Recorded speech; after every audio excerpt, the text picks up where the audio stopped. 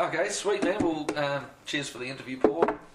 Welcome, Ryan. No sweat, man. Yep. So obviously you're from the Axe-Attack. For anyone that doesn't know, and if anyone's listening to this, unless they're under a rock, they probably know it. But if they don't, then tell us a bit about it and how it started for you. It's a show that's been running longer than Shortland Street. Thank fuck. It's been running longer than New Zealand On Air has. 3 hours now of hard rock and heavy metal on the rock radio station. Of course, it goes out on the net, and it's supporting New Zealand music, at least 33 1/3%. Yeah. And it's a loyalist sort of music thing, and I'm just stoked to still be here after all these years and all the grief I give the station for not getting any resources and shit. I'm still stoked just to be here, to be able to, support so many cool bands and play metal on the radio. Shit, yeah, mate. Awesome. Another thing I was thinking too is you used to DJ at the Bean Bar, and that was a good pub. I used to bus in from out east and get a bit too. Yeah. It was a great bar, eh? Yeah, it was. It was cool. Subterranean metal pit. Yeah. What other bars in that have you? Obviously, there's a couple right off the top of my head that I'm thinking of. But what other bars hold good memories for you? 6 Foot Under was a bar we started, and me and a couple of mates started in Hamilton, and metal bar, and played nothing but metal. We didn't serve any beers or liquors that we didn't like.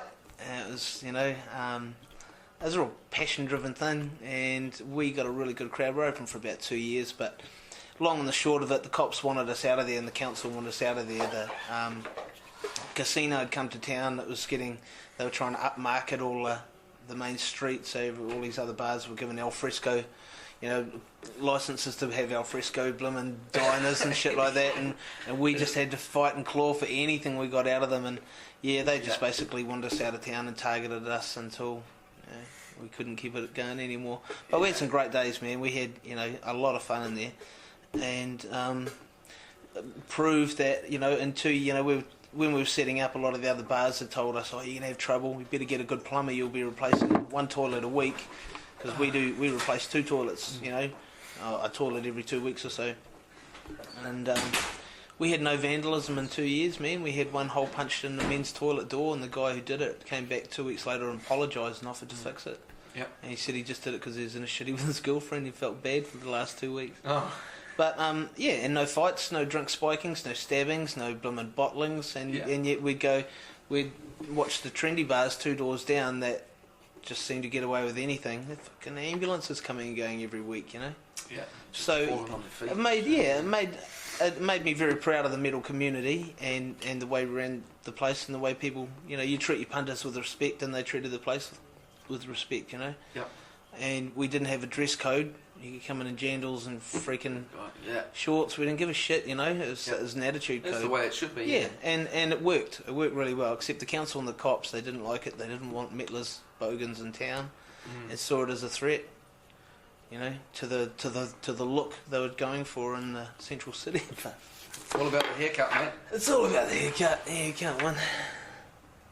Hey, just with the Axe-Attack, part of the reason that I'm doing this podcast and that is to help bands that are coming up, or trying to do their thing and learning about it, like we all are in a way. But so what do you need to get played on the Axe-Attack? What's kind of obviously a decent metal track, but a good song, man. Yeah. That's what it comes down to. Like I get sent a lot of music from a lot of different sources, and holy crap, some of the demos I get sent, scribble cover, broken plastic, felt pen scribble on a disc that you can't read, ripped off corner of an envelope with it, "Hey X-Man, here's our new song." What's your freaking band called? I can't read that shit.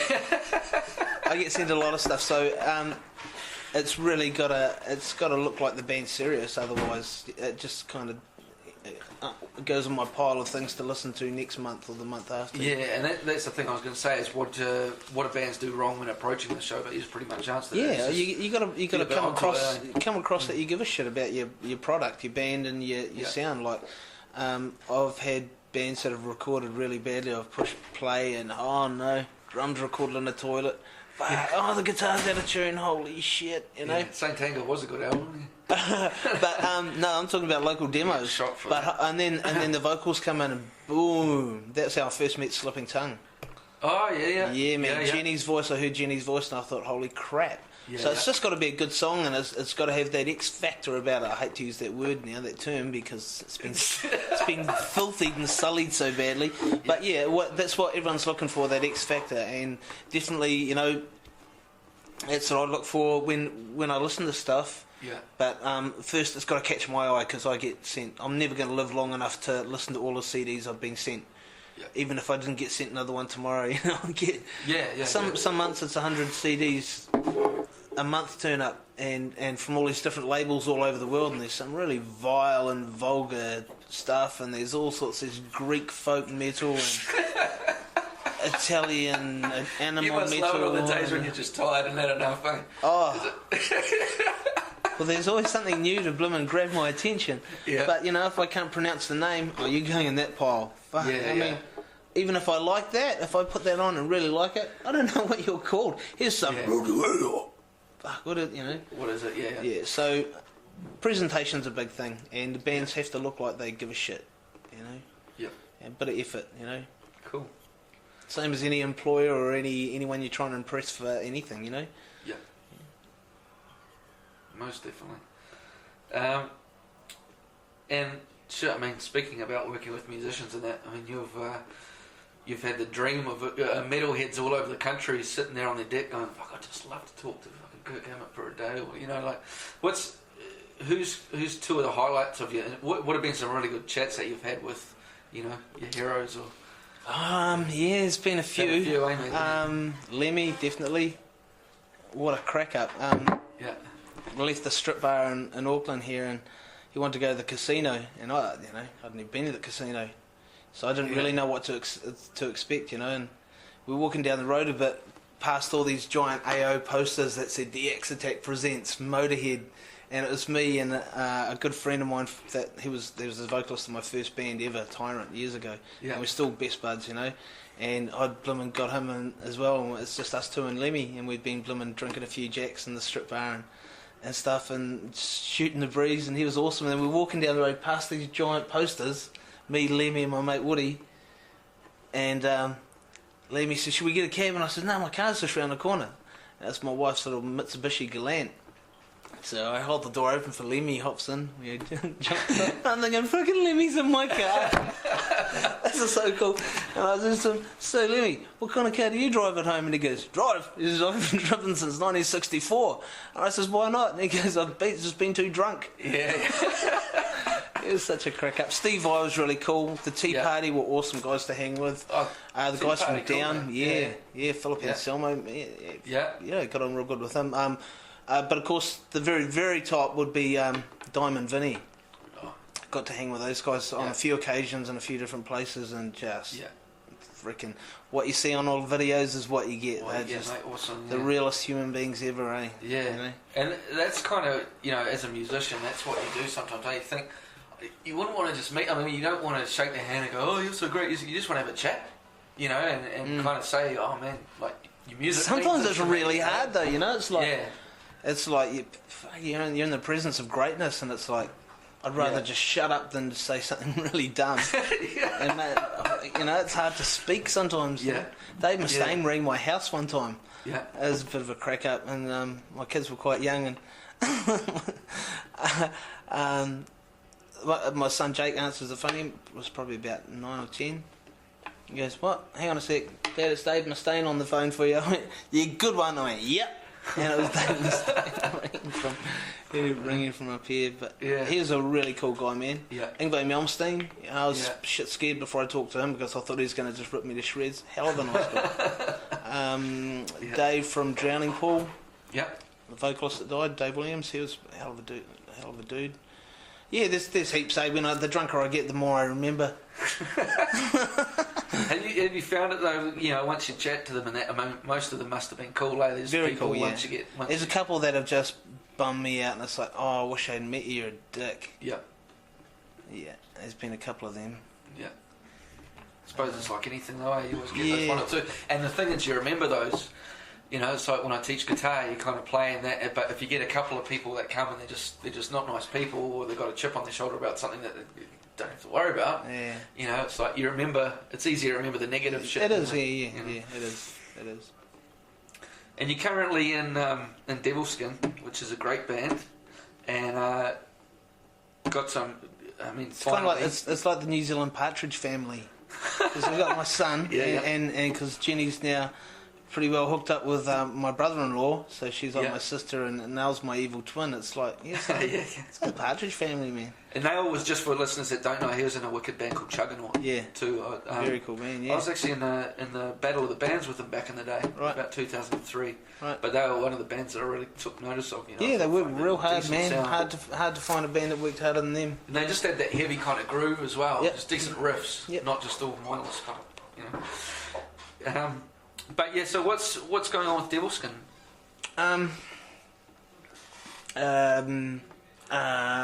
Enjoying some popularity and pulling some good crowds at the moment, just because we've been touring a lot, really, but radio play's definitely helped. The Rock and Hauraki have been loving our songs. Well, people have been requesting them because it took The Rock a year and it took Hauraki a year and a bit to even listen to the songs and take any notice of them. But when they did, it shouldn't have, because they're great songs. But yeah. But that's the way it goes, eh? Radio's not always about music. But no, we're just absolutely stoked that we've had the success that we've had, and pulling an awesome crowd and getting to play with the people I get to play with every night is just dream come true. My time of life, Yeah. And have you guys got anything? Is there an ultimate thing that you want to do as a band? Or is it you just enjoying gigging at the moment and just going for it? Same as you and everyone else that we know, I guess. Just keep playing and be successful enough to be able to keep recording albums whenever you want and tour whenever you want and make a comfortable lifestyle for yourself and your family out of music and inspire people and it's basically the same thing that we all dream. Get enough money to make another record. Yeah, exactly. And just to sustain yourself as a musician, so that that's the dream for all of us, really. Yeah. But I just really enjoy playing and writing and recording, and we've got an album written at the moment. We're just finished doing some demos for, and we'll be starting to record that soon, and see what happens from there. But like I say, I've just signed to a management company, so it's time for me just to sit back and put my feet up and something else deal with all the dramas. Yeah, good luck, brother. There you go. No, it's not quite that easy, but no, it's definitely been a step up for the band in the last few months. Yeah, it's a tough old slog, when you're managing it yourself. It's not. Yeah. It's good. It's a learning curve, but at the same time, there's a lot to do. Yeah, there is a lot to do, and it's definitely who you know in the business is going to open doors a whole lot quicker. Yeah. And who would you most like to play a gig with or is there a New Zealand band or an international that you haven't played with yet that you want to have a... Well, Devilskin's only done one international, and that was Coheed and Cambria, which was Jenny and my son Nick's favourite bands in the world. Couldn't be their that's their total favourites. So I don't know, for us, I don't know. Anyone, man. I just love playing with anyone. Yeah. I'm what's the word? Way too spoiled anyway. I've had some pretty good opening slots in my time with World War 4. Yeah. Blackjack did a few goodies too. Steve Vai and Jethro Tull and Jethro Tull, mate. And World War 4, bloody Motorhead and Black Label Society, Black Label Society and Heaven and Hell. Shit, when we got Black Label Society support, I went, wow. The one thing that could only ever top that, but it'll never happen in my lifetime, it would be opening for Black Sabbath. But how cool is this opening for Black Label Society, And because we got on quite well with Zach Wild, he was a dude, man. He was awesome, and he went back to the Black Sabbath camp and told them all about World War 4. And so when Black Sabbath, aka Heaven and Hell, came, they asked for us. That was freaking pretty trippy, man. And then Down were on the bill as well, of course. So that was a big buzz.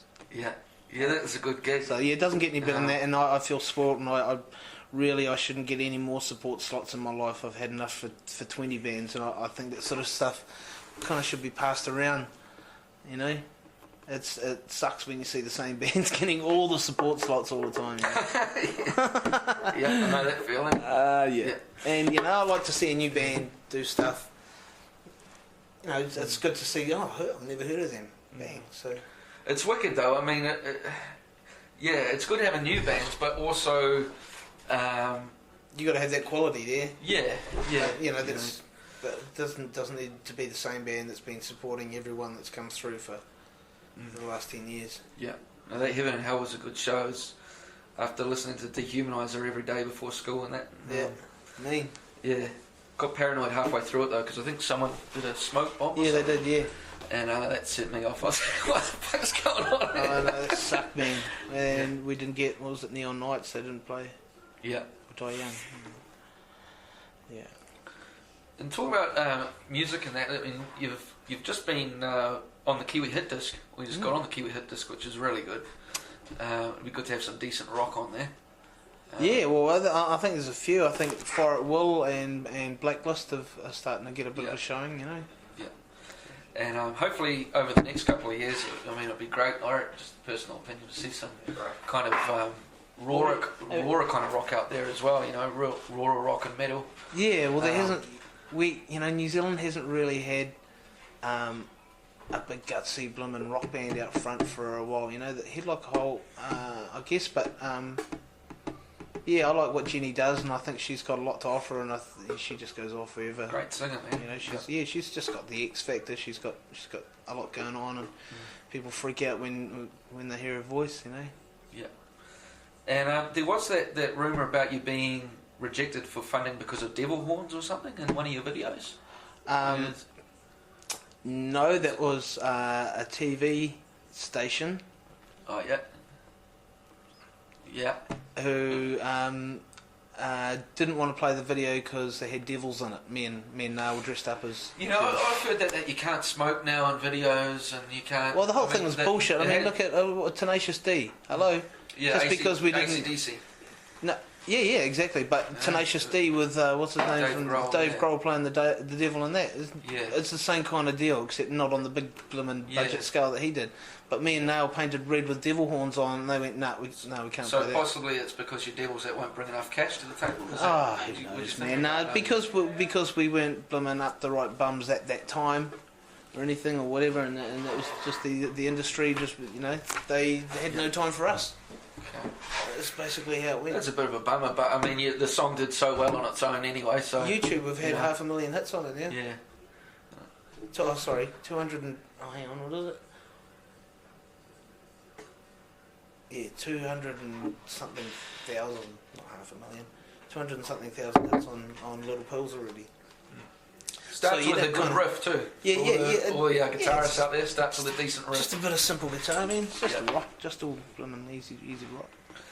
And just about that too. I mean, one thing I'm asking everyone in the series and that too is what their opinions are on what needs to be improved in the industry, in the New Zealand music industry. So level playing field, man. Yeah. Like you say, just be good to see a lot of bands get a shot at stuff. Yeah. Not just the same bands getting shots at stuff. Yeah, like I said to you, a personal opinion is what would we lose from putting more bands on radio?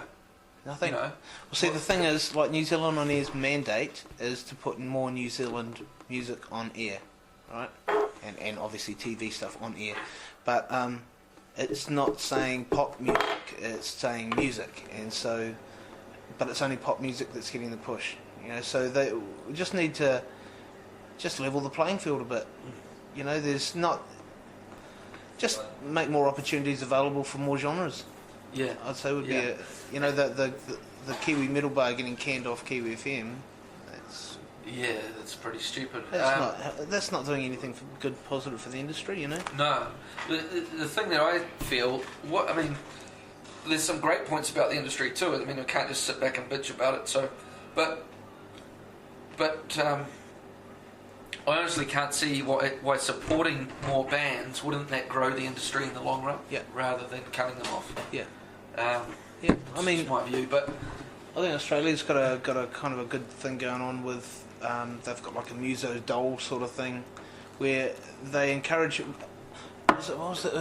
John Howard recognised the fact that some of these Australian artists were pulling a lot of money into their country, you know, so they got the recognition as an industry over there for music, as a viable industry and to make money for the country sort of thing, you know. Yeah. So they encourage it a lot more. I'm surprised they haven't got a bloody statue of Jimmy Barnes in Canberra, you know. Well, it's the culture too. I mean, it gives people a lot of people out there in real life might have a shit home life, or they have things going on. Music, like when we used to play, you know, at school concerts, we'd play our gig, and that would give them an hour off whatever bullshit was in their lives, you know. So music is important. Yeah, totally. And it's not all just rugby and violins in New Zealand. There's other things going on. Yeah, man. Imagine if music got the profile on TV that sports gets. Oh, yeah. You know, that every day on the news. You know what would be cool is music television playing music instead of 16-year-old pregnancies. Oh, yeah, exactly. But I know. It's another... I know, it's freaking crazy. But in saying that, I mean, there are good points too, obviously. And, you know, so what are some good points about the industry, you reckon? Come on. It's full of people that are passionate, musicians that are passionate about their craft, tenacious and willing to sacrifice everything for their craft. But unfortunately, there's not many of them in the industry at the higher levels or anything like that. It comes down to marketing, it comes down to money, it comes down to greasy bums, I think, you know, and it's a lot of in-house stuff. But yeah, there's the diversity in the industry excites me, and the level of talent that's out there excites me, but the level of support for it depresses me, for our genre, you know, the hard rock, the metal. It's so, yeah, I haven't got that much to say about the industry really, and that's that positive in this country, to be honest. There's a few staunch radio shows that are on other stations that are, you know, religiously playing, you know, 10 or 15% New Zealand music, but it could be way better than that, you know. And there should be a lot more New Zealand music on mainstream radio. Yeah, it should be. It's just, and that's something. I mean, as you know, as a few people are trying not to put too much of my personal opinion in, but that's something I've got to agree on. And I've said that to everyone. I mean, yeah, there has to be more good New Zealand music on mainstream radio. It's not going to kill the industry. No. It's going to support it. Yeah. We want to if they're saying, I would like to play more of it, but there's not enough. The quality's not good enough of the recordings and stuff. Well, that's because there's, as you know, recording's freaking expensive. You know, make some grants and things available for bands of other genres other than pop and rap. I mean, I heard one thing the other day of, there's not enough bands. Well, that's absolute bullshit. Because if there's not enough bands, why are the same people that saying there's not enough bands complaining that they can't do anything because it gets so many bands coming in? You know, there's bands everywhere, and there's good music, and you know, it's not just about, even though obviously we're focusing at the moment more on metal and rock, it's not about that. It's just about good, passionate musicians that are skillful, not getting, you know, in there when they should be. But yeah, I mean, there are good points too, and there's a lot of good people in the industry, and I think the musicians themselves have to step up and try and do more themselves too, rather than just getting because complaining about it's not going to drop on your plate. You know? Oh, exactly. I mean, I do my fair share of complaining about we should get this and we should get that, because I feel aggrieved that all these other genres and all these other things get support, where it's kind of almost like, careful, keep the bogans out of it. And yeah, I'm slanted towards the hard rock, heavy metal thing because that's the sort of music that I'm most passionate about. But I can see country music doesn't get that much of a mind you, they have the Country Music Awards, they have a lot going on, they probably get a lot more support than metal does from the mainstream. But yeah, no, we hang in there, and metal's always been the underdog and stuff, but I'm quite passionate about being vocal and letting people, you know, in the industry know that, hey, it's unfair, man, you're looking after this crap, these guys are awesome, listen to them, fucking check out Cripple Mr. Onion, check out 8 Foot Sativa, check out all these freaking awesome bands, you know, and it's world class shit, but it's not going to get a foot in the door because it's, I don't know, radio stations will say, oh, we play 12% Kiwi music, but might be playing blooming 4 songs from the same artist, times 3 artists, and that's their minimum quota filled, Yeah, and I understand the business point of view of it and how the stations have got to survive in that, but they don't have to play the same bands all the time. I mean, even if they did play the same bands all the time, surely they can bring in more of the other bands. Yeah, of course. Even if they just play them once so that the young band can go... Even if they take out... hey, why not take out Moni Moni by Billy Idol? We don't need to hear that anymore, do we? White Wedding, fuck off with that too. We don't need to hear that fucking song again. I come from a land down under. Give me a break. Jesus, it's an Aussie song. It doesn't need to be a Kiwi freaking icon song. We don't need to hear it anymore. Put something else in there. The thing is, like I said, even if they do want to play the same shit over and over, at least give more New Zealand bands, even if you play them once, just so these young bands get a bit of, shit, we just got on, and it gives them a bit of oomph to kind of go to the next stage. More of these off-the-record type programs, just, demo sections, or just a Kiwi music show. Yeah. I think it'd be a great idea. And it really inspires musicians beyond blooming words, when they know that there's a bit of hope that they can put that, fuck, my song's going to be on the radio. Yeah. How freaking cool they is need that? And there is a lot of disillusioned musicians out there at the moment. Fuck, man, totally. And is there something that the kind of metal community can do to help their own as well? I mean, it's all good, saying what others can do for you, but as a musician, what do you think we can do for ourselves? We take an interest in as speaking from like World War IV and Devilskin point of view, Facebook pages and shit like that, fans get in touch and want stuff for a sick friend, or have got a mate whose blooming father's dying, he loves our band and stuff like that. So you get amongst that sort of thing, and you do fundraisers, and you show people that you do have a conscience, and it's really great. You get some great reward from helping out and being part of the community, and just bolstering the community. It's I think metal is way more of a community than a lot of the other genres have. We can you can be in another town and see another guy in the same metal t-shirt, and it's it comes down to the passion. It is a passion thing. I mean, when I got into metal when I was 7, 8, I wasn't doing it because that guy's got a cool haircut, or everyone else in the class listens to it at all. It was fuck, listen to this. And then it was, like I told you before, it was taking a little ghetto blaster, taking up Fades of Black to my mum, and just she's trying to cook carrots, and I'm going, listen to the lyrics, just listen to the lyrics.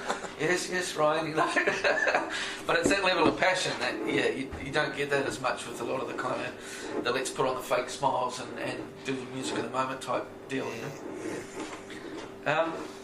So focusing more towards the guitar too, because as I said, there's so many good guitarists in New Zealand that are kind of under the radar. World War IV, your other band played at G Taranaki, one of your other bands, and how was that? Mind blowing. Just awesome to be amongst such luminaries, and very humbling, and downright scary, I might say. It was amazing just to be that close to Satriani when he was playing. Yeah, it was, what a cool thing that way. Yeah, very, very cool. Yeah, man, and Gary Sharp Young, God bless him, who put it all together. When he died, that was basically the end of it. Yeah, is it still going without saying too much about the new owners? Are they still doing it? I haven't heard anything. I'd like to think so, but I heard that it wasn't looking that good. But I don't know. But it was fantastic, man. It was so cool. Yeah, I'm looking at putting together with the Guitar Association in New Zealand. We've been talking about getting one in Auckland, Yeah, man, do it. Yeah, so if anyone else wants to nick the idea, go hard. Tell us about your sponsorship with Dean Guitars. And congrats, by the way, man. That's cool. Thanks, man. It's a pretty funny story, actually. Because at the time, The Rock were doing all these blooming wind-up your mate type of deals and pinging everyone, and they got Ricardo really good because his band was playing a big day out, and they rang him up, pretend to be someone from there, and saying, "I know you actually have to start playing way before the gates open." That's right. And wound him up real good, got him real good, you know. And anyway, I'm blooming hungover a couple of weeks after that, and this phone rings real early, and it's like, "G'day, yeah, Paul Martin there," and I thought, "Oh, who's this? Sounds a bit too excited." It's blah blah here from Dean Guitars, and you know, how's it going? I'd just like to talk to you and see if you'd be interested in an endorsement deal with Dean Guitars in America. It's like, oh, well, this is definitely a wind up, I thought. Yeah. And I thought, oh, whatever, man. Who's this? And he goes, no, so here from Dean Guitars and blah blah blah blah. Oh, fuck off! I said, "Is that you, Ricardo? Is that you, Jono?" And I was abusing them, and I'm saying, he said, no, the guy's cracking up. I was abusing them, going, "Fuck off, man, you wouldn't be offering me a fucking... Have you heard me play? This is shit." Yeah. Fuck, you wouldn't be... No, and the guy, like, luckily, actually comes from the Waikato. I'd never met him before, but he knew... He'd grown up listening to my show and stuff like this, and he was in Auckland with the rock shop, and, you know, they had this opportunity with Dean Guitars, and he put my name forward in America and went, yeah. Wicked. And yeah, I absolutely shit myself, and I thought it was a big wind-up, and then when he actually convinced me that it was for real, I was like, oh, yeah. So do I still have it after being such a wanker? But they've been really good. Yeah, and dude, that Razorback, it's the meanest guitar I've ever played, you know.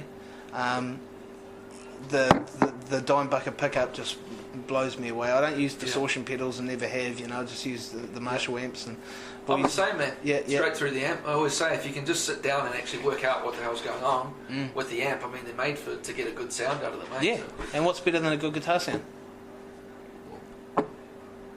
Two good guitar sounds. I run 2 rigs. Yeah, man. I've got a 76 Master Volume JMP. Yeah. And going through a 140 watt quad, and I've got that's going through a bigger quad, a 400 watt quad, and I've got a JCM 2000 DSL that I run through the 140 watt quad. Yeah. And love it. That's one I used, AB box, boom. So it's good for the 3-piece, you know, and quite often run a 28 millisecond delay between the 2 stacks. Yeah.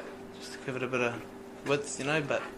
Love it, and love the sound of those dime buckers, man. Yeah. And that guitar, I mean, I've never really been. I started playing an Iceman. That was like my first squeeze. I've got 3 Iceman. I've got a fleet that you should check out next time you're in Hamilton, man.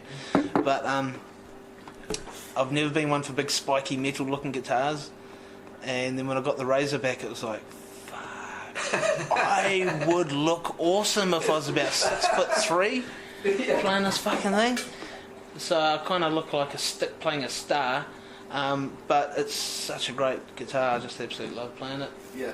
And the Dean bass that I'm playing, Edge bass, far out. I've tried heaps of expensive, cheap, mid-range. Yeah. And just this one just feels good. I love it. And you use a pick when you play the bass. Yeah, mostly. Yeah. Yeah, you do. Yeah. What picks do you use, guitar wise? 1 mil. Oh yeah, Jim Dunlop? No, we get ours made. Oh yeah. It's freaking cheaper, man. It's way cheaper. Just got to buy a couple hundred at a time. Oh yeah. Now, did you used to have a World War IV? Yeah. So yeah. Oh cool. Awesome. You got a few of these? Yeah, man. Yeah. Yeah, I use the 1 mil black Jim Dunlop. Yeah. They got a bit of grip on them, you know. Yeah, I'd put tape on my fingers now because I've had carpal tunnel surgery. Oh shit. Yeah, both hands, and years ago, 91. Yeah. And turns out I didn't have carpal tunnel syndrome, so it's called medical misadventure. I was going to say, did you get your hands dug up for no reason? Yeah, pretty much, and I've been pretty fucked ever since, and they're just getting worse and worse. Oops, and I had I just got them fucking immersed in this chemicals at work the other day and got some pretty nasty burns and couldn't play for a week. But I've just always had trouble with my hands. I think last time I was up, man, you said you hurt your hands as well. Oh, unlucky hands. You're walking on your hands. Got a fucking shot there. Yeah. Fucking operation there to pull a slug out. Operation there, one there. Got stabbed there in a fight. and I got bitten by a dog through here, but you can't see it anymore. And then I got burnt by these chemicals. chemicals. I think it's time to sit down with a cup of tea and just... Well, this is why I'm playing bass in Devilskin. I thought it'd be easier. Yeah. It's fucking way harder. What a dumbass. It's fucking heaps harder. Yeah. Oh, frets are further apart, you can reach further away, and there's more tension, and because I love thumping, driving, aggressive bass, fuck me, yeah. I should have been a flute player or something, man, but yeah, unlucky. Stick with the Jethro Tull, yeah. I'm certainly nowhere near as dexterous as I was 20 years ago. Yeah. 10 years ago even, you know. I don't honestly think that I've got that many years to keep playing. But yeah, still go to the pain clinic once a month in Hamilton. They sit there and go, don't know what it is. Oh, it could be this. Let's give you these injections in the hand. I suppose you've read everything on it. I just read so much, but you know what it's like. You try and diagnose your own symptoms from Wikipedia. I do that. Oh, fuck, mate, you've got everything. Jesus, I've got fucking leprosy. Yeah. Jesus, yeah. Try and get on with it, but yeah, I certainly can't practice and shit like I used to. Yeah. So, well, hopefully, man, I suppose you just got to keep doing it, eh? Yeah, I guess so. Just looking for that magic pill. One day they'll find something. Fuck, eat more silver beet and you'll be sweet. No. Love silver. Tell us about your personal guitar heroes. Ooh, Randy Rhoads, top of the list. Dimebag. Who was the first one? Who was the first one? First one? Yeah, man. The first one. Oh, dude. Oh, Hank Marvin, Shadows.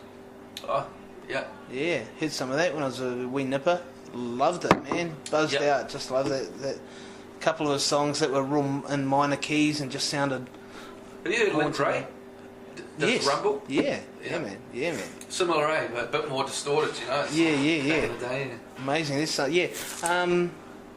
Black Sabbath, Led Zeppelin, you know, all the standard guitar heroes. Really, you know, like I'm the biggest Sabbath nut I know. And I've got all of Zeppelin, all of Uriah Heep, and all of Deep Purple. So all those guys were heroes. Mick Box, got to shake his hand a few times from Uriah Heep. He's a fucking great player. Robin Trower is one of my favourites. Yep. Bernie Tormé. Yep. He's a good Facebook friend of mine. We talk quite a lot. Oh, cool. Yeah, man. Full circle kind of thing. Yeah, but you know, heaps, man, heaps. Yeah. Look, when you first hear them, right? Like I remember hearing Sabbath for the first time and just going, it's a different feeling. Yeah, for totally. me. Yeah. I think musicians will understand it when you there's about 4 bands that probably do it in your life, but you get those bands you listen to and it just changes. Something just turns that spark on, eh? Yeah, man. And that was Sabbath. As soon as I heard the dun Sabbath, bloody Sabbath. Yeah. I mean, yeah. And like nothing you've ever heard before, eh? Yeah. And I remember hearing Electric Funeral for the first time, like jamming in my room to it. This was a while after, and just there's a certain energy about it that you don't get with other bands. Yeah. And especially metal. I mean, you get a band that wants to pose and scream and shout as much as you want. They're not going to come close to what Sabbath do. You know, it's a different type of thing. It's a different type of heaviness. There's songwriting. There's this blooming little conversation on Facebook the other day, and someone was going on about some New Zealand pop artists, and they mentioned, I shouldn't probably mention names, but they're going on about these really sucky pop songs, Kiwi pop songs, horrible disposable pop crap that got in the charts, and saying, wow, these guys are amazing songwriters. No, I don't think that, I don't think that pop songs, you know, there's, I guess it's all relevant to what you look for in a good song, you know, but to me it's got to have heart and soul first off. Most definitely. You know, and like all this boppy shit that makes the charts, man. It's got as much soul as a squash pea. You know, fucking bullshit. Yeah. And these guys trying to tell me, like an amazing songwriter, I've got to respect him. Nah, man, he's cut and pasted, fucking, you know. Ugh. Nah, man, give me a song that's got some feeling behind it. Yeah, I like to listen to it. I'm on school. And I reckon that shit lasts. I mean, of course it does, man. Fuck, you know, whether it's Fear Factory or Dime going for it, or it can even be on a different scale. Like I like Janis Joplin. You know, and that's good songs endure, man. Good songs will endure. Yeah, and that's the thing when she sings, it's just the pure soul and passion. She's not worrying about what she looks like on stage or anything like that. You know, and it's the same thing as He's an artist. Yeah. An artist. Yeah. Now it's the makeup artist before the fucking vocal artist, you know. Yeah. What haircut do you have? Put on the smile. Yeah. Your gagas and all that, you know. It's all about marketing. Yeah. And you know, bless her, I love to look at pictures of her, but you know, that to me is not the art of songwriting. Elton John's the art of songwriting, you know. Supertramp is the art of songwriting. Black Sabbath, obviously. Led Zeppelin are the art of songwriting. But, you know, not your gagas and your You see that cover that Heart did of Stairway? Yeah. Awesome, eh? Yeah, they've always played Led Zeppelin songs, eh? Yeah. But that was, I mean, I've heard the studio version, but I reckon that was even better, that Kennedy Space Centre version. That was wicked. Was it the Space Centre? Kennedy Centre or something. Oh, okay. But yeah. Yeah, live. Yeah, pretty good, man. Just a couple more questions, man, and then we'll wrap it up because you've probably got a show to do in a minute. Yeah, I think I do, yeah. I'm doing in Auckland. So, what's another thing that I'd really like to communicate with kind of young musos out there, and even the not so young, even those that are just kind of getting into it? What's a challenge that you've faced as a musician that you've had to overcome, and how did you overcome it? And there might be none, and in that case, awesome. I'm one of these people that has to work very, very hard to make anything sound in tune and sound good. You know, I've got a lot of friends, and my son just picks up anything and plays it well straight away, and it's frightening to me. But there's some people that are naturals. I call myself not a natural, and I've got to work pretty hard. So the hurdles for me have just always been the fact that, like, songwriting comes real easy to me. Like, I have to make a conscious effort to switch it off. Otherwise, I'm writing all these riffs that I get stuck on and get too blimmin' exasperated because I haven't got a band to play them fast enough, you know, or whatever, as quick as I can think them up. So I've always the creative side to me has always just been on tap, which I'm really, really grateful for. But as far as the guitar playing skill and everything like that goes, I've got to work pretty hard at it, you know. And so that's always been my challenge, trying to keep up with the awesome musicians that I'm playing with.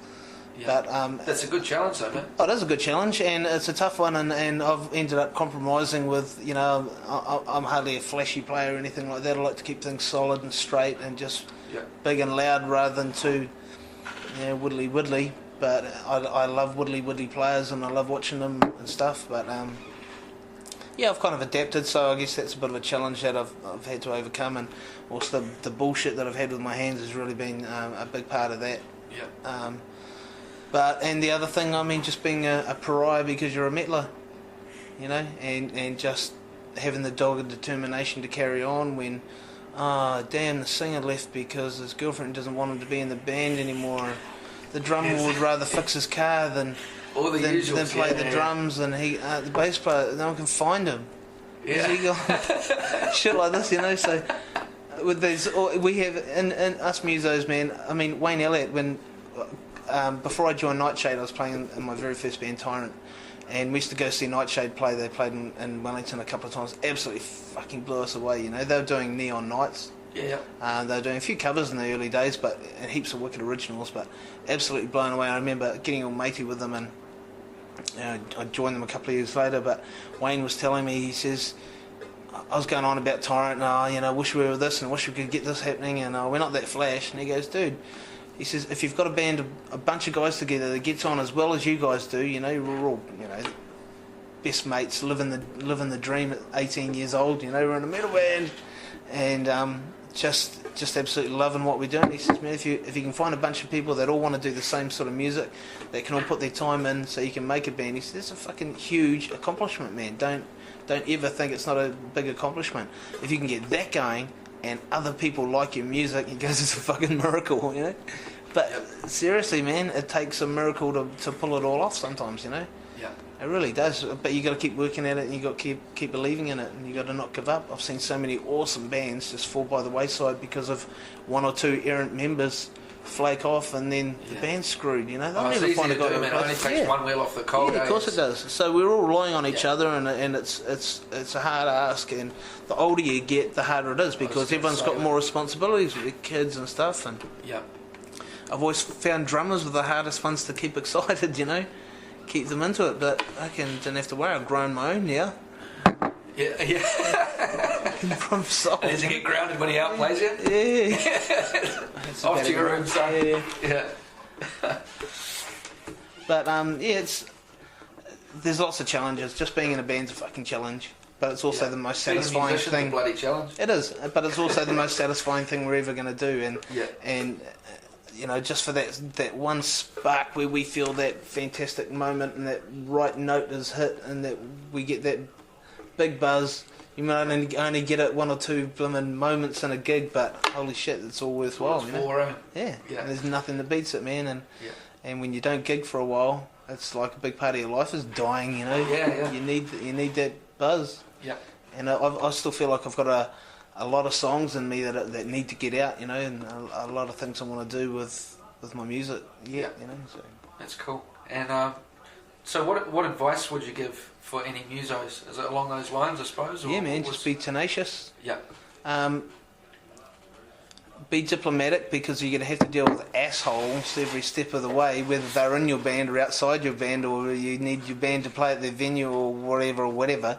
But you've got to be diplomatic, you've got to be professional, and you've got to treat your band like your brothers, you know, and love what you're doing and pour your heart and your soul into it. And don't try and copy anyone, just do your own thing. That to me is the advice that, I don't know, it just makes the most sense to me. And that's the stuff I'm still trying to do now. Surround myself with the right people, you know, and keep creative and just keep doing your buzz and keep smiling and don't shit on people on your way up. Yeah. You know, and try and be nice to everyone and give every band a break, and you know, don't turn up just for your own set. Turn up to see the bands playing before you, and you know, press the flesh, meet the other bands, do the blimmin' networking and build the community, and it's better for everyone. Yep. You know? And base it all on sincerity, eh? That's it, man. You've got to be doing it because you love it, because you're passionate about it. Otherwise people can tell. Yep. He just wants to be there to show off his cool haircut. Yeah. It's fucking nice shirt. Last one, mate. If you had a magic mic and everyone in the industry, and I suppose the musos as well, in New Zealand could hear you, but you could only say one sentence, what would that sentence be?